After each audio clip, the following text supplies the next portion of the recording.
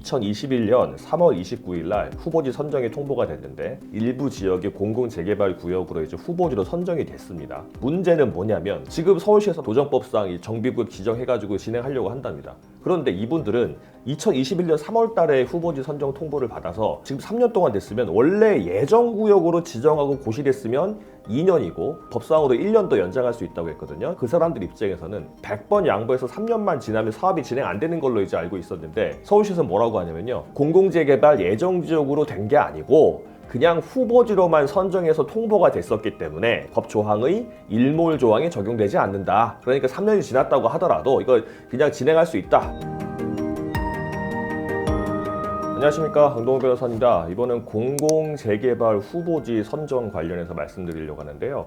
공공재개발은 원래 이제 도정법상 재개발은 조합위에서 민간 방식으로 하는 거고 공공이 관여를 하죠. 사업시행 인가도 하고 조합 설립 인가도 하고 뭐 관리처분계획 인가도 해서 공공이 관여를 하는 건데 공공재개발은 공공이 주도를 해서 하는 재개발인데 그래서 좀 빨리 하려고 하는 겁니다. 이제 민간이 하는 것보다는 신속하게 하게 하려고 하는 건데 이게 이제 문제는 공공재개발을 반대하시는 분들도 있잖아요. 대체로 이제 큰 건물을 가지시거나 이런 분들이 반대하시는데 그 공공재개발을 서울시에서 후보지역으로 선정한 사례가 있습니다. 2021년 3월 29일 날 후보지 선정이 통보가 됐는데 서울시 같은 경우는 숭인동, 금호 23구역, 신길 1구역 등등등에서 종로구, 성동구, 영등포구 일부 지역의 공공재개발 구역으로 이제 후보지로 선정이 됐습니다. 그런데 2024년 2월이잖아요. 거의 3년 가까이 지나고 있는데 아직까지 사업이 잘 진행되지 않고 있습니다. 그런데 지금 서울시에서 3년 동안 안 하고 있다가 이제 합시다라고 해가지고 정비구역 지정을 하고 고시하려고 하고 있습니다. 이제 여러 가지 반대하는 사람들이 있으니까 청문회도 하고 설명회도 하고 하려고 했는데 공공재개발 후보지에 선정된 곳에 거주하거나 건물을 가지고 계시는 분들 중에 반대하는 분들은 3년 동안 진행이 안 됐으니까 이거 안 되겠지라고 생각했었던 거예요.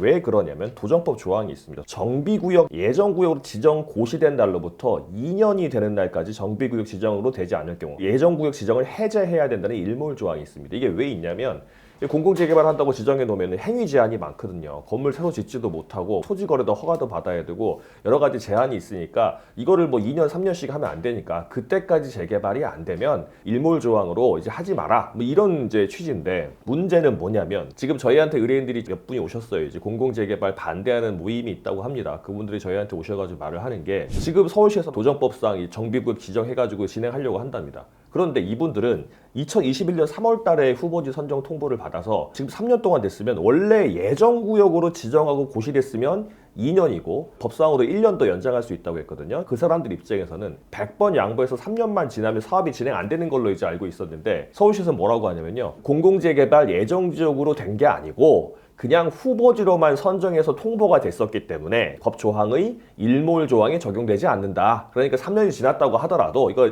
그냥 진행할 수 있다. 정비구역 지정해가지고 공공재개발로 할 수 있다. 이렇게 말을 한다고 합니다. 이거 어떻게 해야 되냐 그러는데 사실상 예정구역으로 지정이 됐었으면 2년, 1년이니까 이제 올해 3월달 지나면 이제 해제되는 건데 이게 예정구역 지정되지 않고 그냥 서울시에서 발표를 한 거예요. 후보지로 선정됐습니다. 발표하고 통보만 한 거니까 예정구역 지정이 안 된 게 맞긴 맞거든요. 하지만 예정구역 지정된 거가 동일하게 행위 제한이 적용이 됐어요. 마음대로 사고 팔고도 안 되고 건축도 마음대로 할 수 없고 해가지고 했는데 그러면 예정구역 지정과 사실상 동일한 행정효과를 지니는 후보지 선정 통보도 일몰 조항이 적용돼야 되는 거 아니냐. 그러니까 정비구역 지정을 해가지고 공공재개발을 못하는 거 아니냐. 100번 양보해서 하려고 그러면 처음부터 다시 절차를 해야 되는 거 아니냐라는 게 우리 의뢰인들의 입장이었는데 제가 볼 때 그게 설득력이 있는 것 같습니다. 그래서 저희가 뭐라고 말씀을 드렸었냐면 이 예정구역으로 지정하는 행정처분이 있었음에도 불구하고 없잖아요. 이제 그건 부작위 아닙니까? 부작위 위법 확인 청구 소송을 할 여지가 있다. 왜냐하면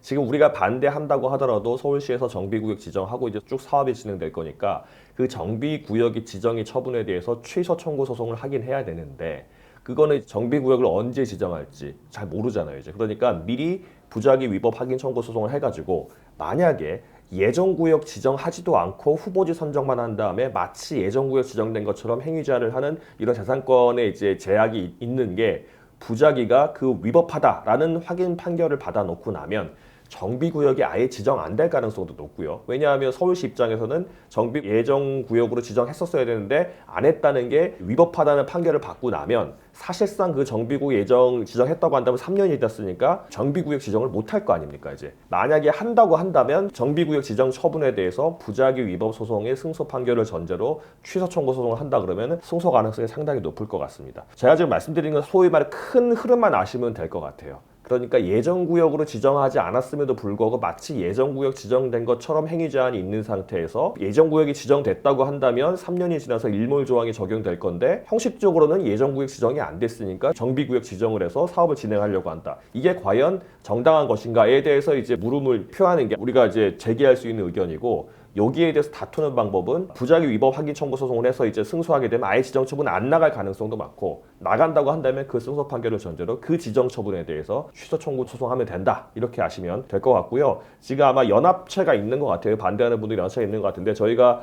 요거 관련해 가지고 뭐 내용 증명도 보내주라 이렇게 저희한테 요청을 하셔가지고 그것도 검토를 하고 있는데, 비슷한 상황에 있는 분들은 이거 참고하시고 저희한테 도움 요청하시면 될 것 같습니다.